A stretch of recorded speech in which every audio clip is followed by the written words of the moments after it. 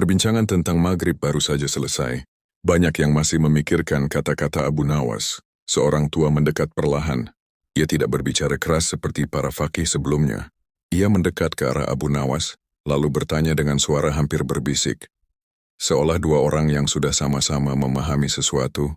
Wahai Abu Nawas, aku mendengar engkau berbicara tentang maghrib sebagai tenggelamnya alam, tetapi aku ingin bertanya tentang zuhur. Abu Nawas menoleh. Matanya seperti mengerti arah pertanyaan itu. Mengapa azan zuhur dimulai ketika matahari telah tergelincir? Mengapa bukan ketika matahari tepat di atas kepala? Dan mengapa pada saat matahari berdiri tepat di atas manusia, ketika tidak ada bayangan justru diharamkan salat? Beberapa fuqaha menoleh. Mereka mengira ini sekadar pertanyaan fiqh. Namun Abu Nawas tidak langsung menjawab. Ia memandang ke halaman masjid. Tempat matahari siang membuat tanah terang tanpa bayang.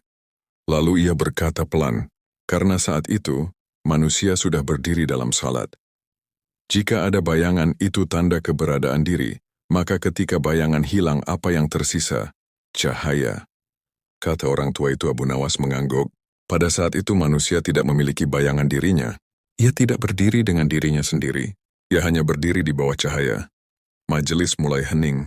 Abu Nawas berkata lagi, itulah saat ketika makhluk fana dalam cahaya. Fana, lalu baka. Abu Nawas tersenyum, karena itu syariat melarang salat pada saat itu. Bukan karena tidak ada ibadah, tetapi karena seluruh alam sedang berada dalam sujudnya. Ia menunjuk tanah, manusia berdiri, matahari di atasnya, tidak ada bayangan. Jika bayangan adalah diri, maka saat itu diri telah hilang. Orang tua itu menunduk. Abu Nawas melanjutkan. Dalam keadaan itu manusia tidak hanya salat, ia telah bersyahadat, ia telah berzakat, ia telah berpuasa, ia telah berhaji. Seorang fakih yang duduk di jauh bertanya, lalu mengapa setelah itu baru datang azan zuhur?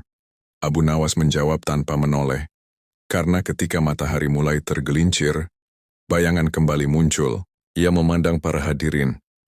Dan ketika bayangan kembali muncul, manusia kembali menjadi manusia. Ia berhenti lalu berkata, pada saat itulah ia dipanggil kembali, Allahu Akbar, Allahu Akbar. Orang tua itu tersenyum kecil, lalu menghilang di kerumunan, seolah-olah ia tidak bertanya untuk mencari jawaban, tetapi hanya untuk memastikan bahwa Abu Nawas memahami rahasia yang sama.